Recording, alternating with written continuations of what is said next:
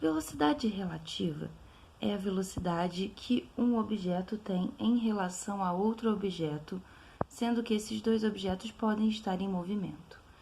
Geralmente esse conceito está ligado à velocidade de afastamento ou de aproximação entre dois objetos.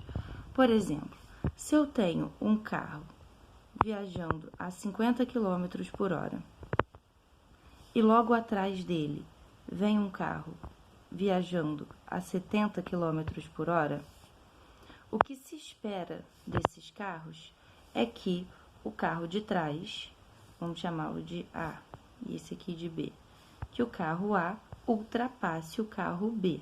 Por que isso vai acontecer? Porque essa velocidade de A é maior do que a velocidade de B. Isso quer dizer que o A vai se aproximar do B até que em algum momento ele vai ultrapassá-lo. Se nós observarmos, o carro B vai ver o carro A se aproximando lentamente, porque a diferença de velocidade entre eles não é tão grande. Como que nós vamos calcular, então, a diferença de velocidade entre eles? Simplesmente fazendo uma subtração. A velocidade de aproximação entre eles é a diferença entre essas velocidades. Vamos pensar, por exemplo, no espaço de tempo de 1 hora.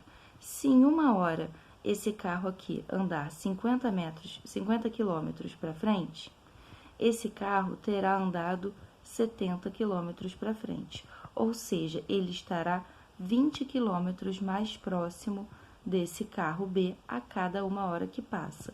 Então, a velocidade de A em relação a B é de 20 km por hora. Então, como é que eu posso calcular isso? Bem, a velocidade relativa de A em relação a B vai ser a velocidade de A menos a velocidade de B, que é igual a 70 menos 50. Isso vai dar, então, 20 km por hora. Por que essa velocidade foi calculada com a subtração e não com a soma? Porque ambos estão se movimentando na mesma direção. Se eles estivessem se movimentando em sentidos opostos, o cálculo seria diferente. Por exemplo, imagina que você tem um carro andando nesse sentido a 50 km por hora. E essa pista é de mão dupla. E você tem, então, aqui está o carro A e você tem o carro B andando a 60 km por hora no sentido oposto. O que vai acontecer quando esses carros passarem um ao lado do outro? Eles vão ter a impressão de que o outro está muito rápido. É isso que a gente vê normalmente numa rodovia. Quando a gente tem uma rodovia de mão única, a gente olha os veículos dos nossos lados e eles parecem lentos. Apesar deles estarem com uma velocidade alta, eles têm uma velocidade próxima da nossa e no mesmo sentido.